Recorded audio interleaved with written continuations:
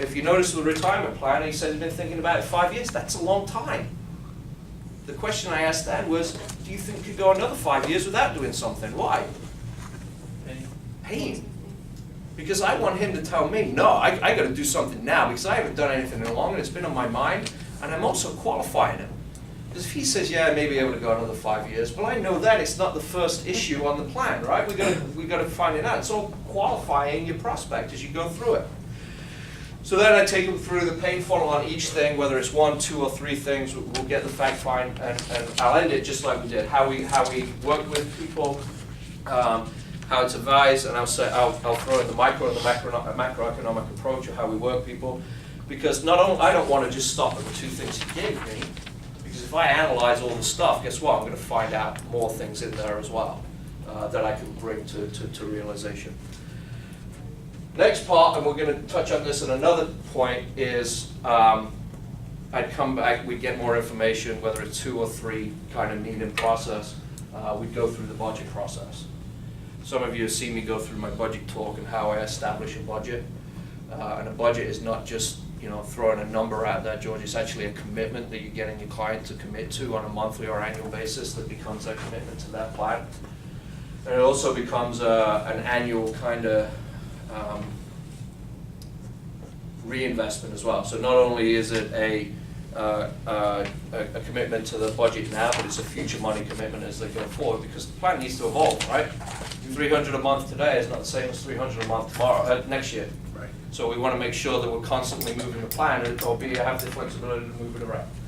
Through the decision makers, once we have all this is a qualification. Once we're done with the full qualification, then we're going to go back and present our findings. I don't present anything until I know everything is qualified by my prospect. They're qualified to have a need. They're qualified to have the funds to fix the need. I qualify them on who makes the decisions and what their decision-making process is. And I've qualified them to be able to financially commit to a budget that we want to fix our plan. Once I have all those commitments, then I'm going to present our findings, present our what it is that we've done. And then the next part becomes the post-sale, how we sell it back to them as we go through. So I wanted to take you guys really up to here today. Obviously there's a lot in there. We're going to break it down a lot easier for you, so it's step by step.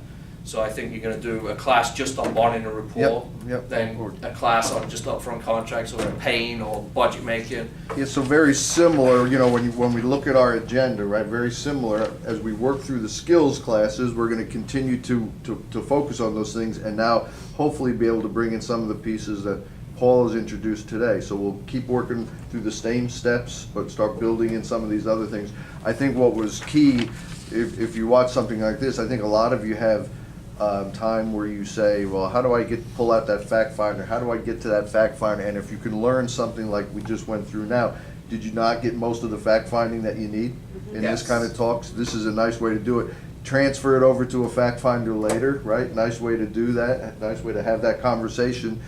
From a compliance standpoint, yeah, you fill out the fact finder later, put it into the file. But I think these are some things that as we continue to build our scripts and we work more on Mondays and Wednesdays and we role play and we video you guys, that you'll be able to really develop your craft and see how this all flows together, so that you're not worried about what do I say. And that's really what we're getting to. Paul, I just pulled him out of his office this morning. We didn't have a conversation about this a week ago or anything. I was in here getting you guys ready, and I said, wait, let me ask Paul. And Paul just came in and did this. Can you make a video this morning? Yeah. And that's how you guys got to be. I didn't. I'm proud of my head. I'm proud of that shine, right? That's right. So, and that's the way you guys got to get to. You got to get to be able to say, someone says, let me hear your opening interview, you sit down and do it. Right. And that's what we're building to. But this keeps it conversational too, right? I mentioned Don just because I work with Don, and one of the things that he'll tell you, and I don't want to paraphrase it, but if you have anything to add, you can add it, but I'm going to say it anyway. One of the things that he was on the fence of whether he wanted to do this coming into the business, right? So we had an interview process where we met 4 or 5 times. And I'm like, Don, just let me show you what it is that we do, right? I took him through this process. I did exactly this to him he gave me his whole financial life. He's interviewing, but I did a full 5-on, and I asked him what he thought about the process. And he said it was nothing like he expected. It wasn't salesy at all. It was purely conversational. And at the end of the day, it was the thing that the way we do business and the way we go about it was the thing that really it didn't put you over the edge to come here, but it kind of was one of the major decisions, major factors in making the decision to join Prudential and come into the business. Well, right? That's absolutely right. Because what we're doing, the way we do it is key, but what we're doing is we're finding needs and meeting them. You know, like it is sales, but it's not, I have to sell this thing. It's, okay, this person has a need, I need to find out what the need is so then I can meet it, and then it's a win-win. You know, we do well because we're, making a sale, but we're also helping other people. I came from a service background. I mean, it's what I did all my life. And I'm still doing it. I'm still providing a service. That's what I'm doing. And I love the way we do our business. I do. So it's really about having a system you follow, right? This is just all a system. You know the language of what it is that you can go through. It'll make you a better advisor. It'll make you more efficient and effective in the field. It'll eliminate free consulting and get you really good at asking questions. Because remember, our job initially is to be professional relationship makers. Once we build a relationship, you're a professional questioner. Our job is to get information, not give it. Once we get enough information, we can qualify somebody whether they are in need of our time.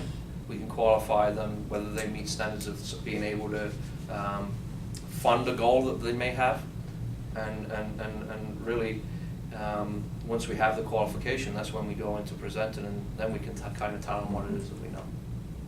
So, all right, what questions?